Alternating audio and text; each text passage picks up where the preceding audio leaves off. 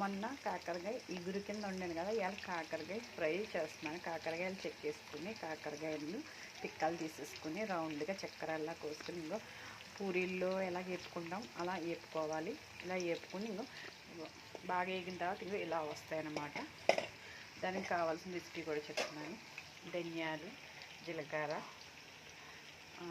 3 ఎండుమిరపకాయలు, 4 జీడిపప్పు పలుకులు వేసుకుని బాగా పౌడర్ చేయాలన్నమాట. చూపిస్తాను. 4 ఎండిపోయిన కొబ్బరి ముక్కలు కూడా ఇందులో వేసి పౌడర్ పట్టాలన్నమాట.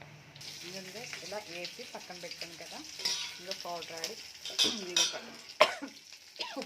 కరివేపాకు, పచ్చిమిరకాయలు నూనె వేసుకోవాలి. ఇంకా 2 వేపాను కదా, చిన్న అల్లం వెల్లుల్లి పేస్ట్, ఉప్పు, కారం అన్నీ వేసుకొని వేసుకోవాలన్నమాట. కారం పచ్చిమిరపకాయలు బాగా తక్కువ కాబట్టి కారం